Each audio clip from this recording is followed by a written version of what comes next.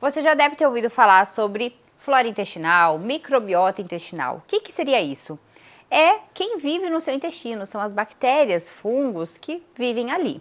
E hoje a gente já sabe que o desequilíbrio, que chama disbiose intestinal, tem a sua causa, que eu vou trazer aqui um pouquinho para vocês poderem entender e fazer boas escolhas na alimentação.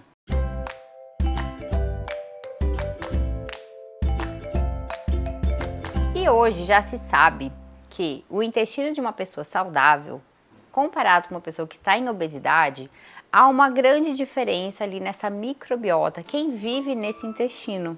Isso mesmo. E por que teve tanta alteração? Por conta da mudança do estilo de vida.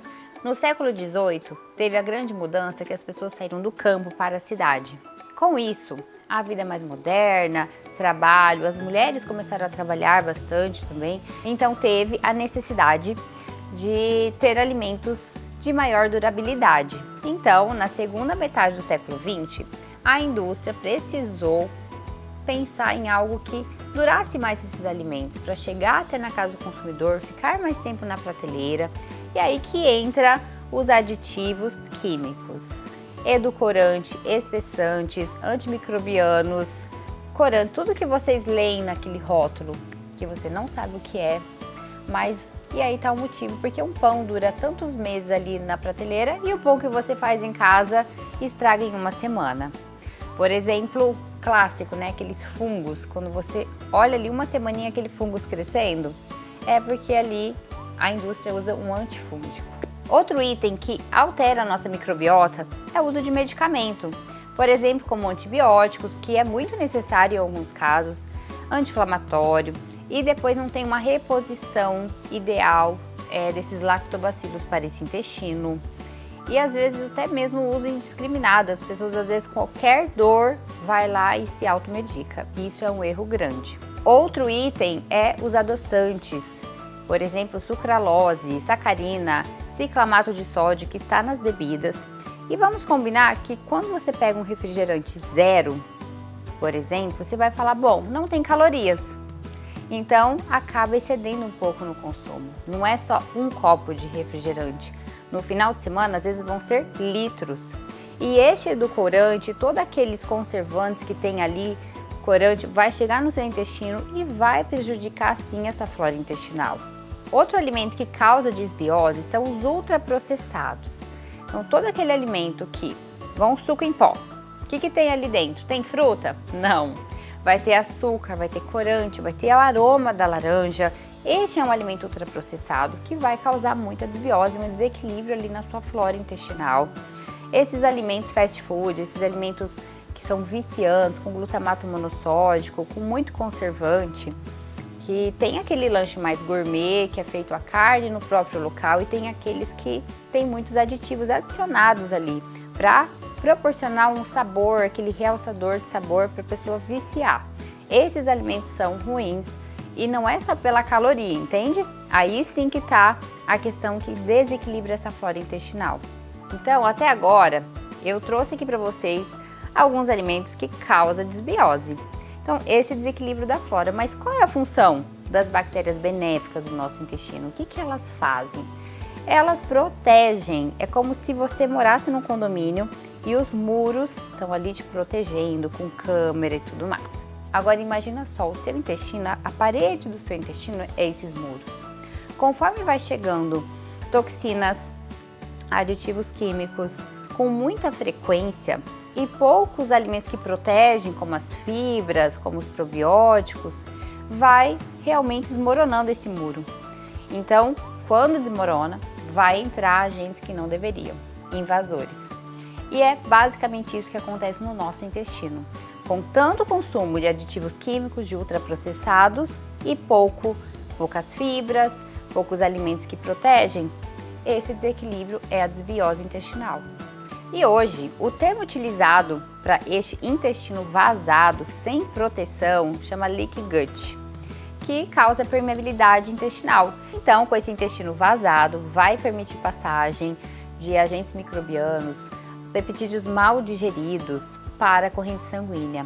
E a gente sabe hoje na literatura que é o grande causador de diabetes, obesidade, câncer, aterosclerose, doenças autoimunes e até mesmo algumas doenças pulmonares. Tudo por conta dessa proteção do seu intestino que está danificado. Ai, Nutri, mas e agora? O que eu posso fazer? Esse vídeo é para você entender um pouquinho que não se trata de você fazer boas escolhas no seu dia a dia só por conta das calorias, mas sim valorizar a qualidade. Tudo que é ultraprocessado pode até entrar, mas não pode ser todos os dias. Se um pão ele é feito farinha, fermento, óleo, ovos, é um alimento perecível, ele vai ter que durar pouco tempo. Então prefira de uma padaria próximo da sua casa, de alguém que você conheça que faça, que seja o mais natural possível e evitar esses de prateleiras que duram muito tempo.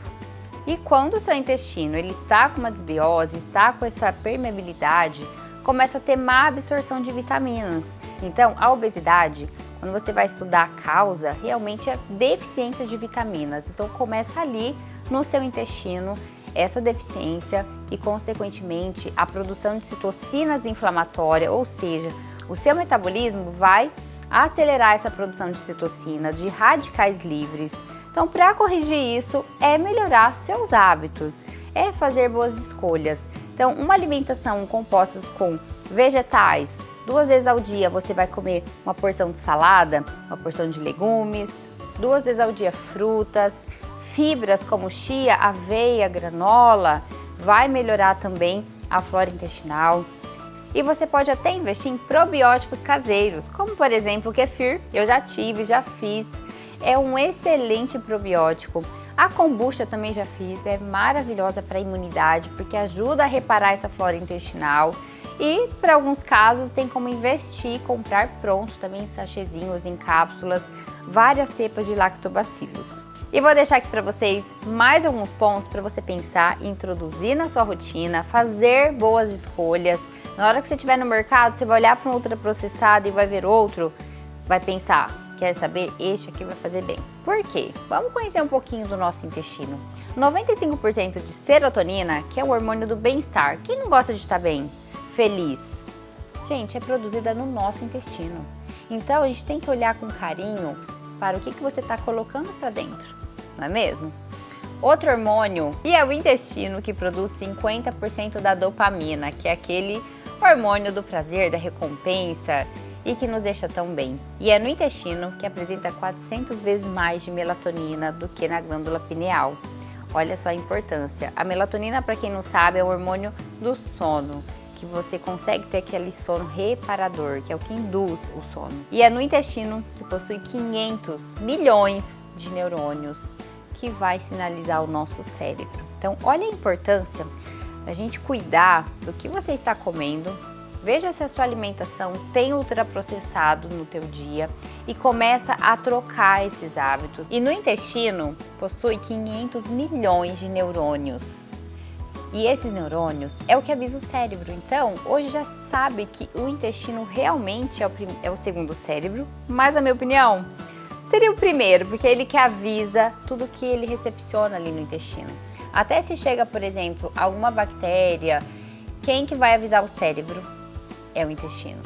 Aí o cérebro vai sinalizar para vomitar. Então, olha a importância do nosso intestino. E como saber se você está com uma desbiose intestinal? Se você estiver com unhas fracas, queda de cabelo, gordura no fígado, quando seus exames estão alterados, início ali de uma resistência à insulina ou até mesmo início de uma diabetes, obesidade, ganho de peso muito fácil, fadiga. Então a gente precisa sim investigar, e não só para o funcionamento do seu intestino, se você está indo no banheiro ou não, mas é todo esse conjunto que é possível sim tratar. Hoje existe dietas para modulação intestinal, existe também, só de você ter essa consciência e começar a mudar os seus hábitos, eu tenho certeza que você vai cuidar desse seu segundo cérebro. Então eu espero que com todas essas informações que eu trouxe para você, te ajude a fazer melhores escolhas. E não só comer este daqui porque é prático, porque é mais gostoso, porque tá ali no pacotinho ou encontro em todos os lugares.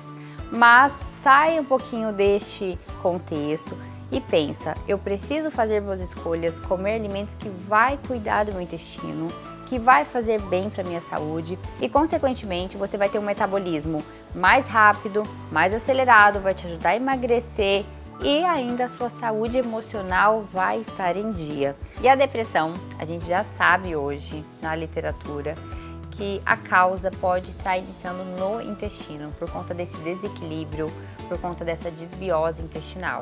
Então, eu deixo aqui essa alerta para vocês cuidarem da saúde intestinal. Então, de hoje em diante, cuide do seu intestino, faça boas escolhas.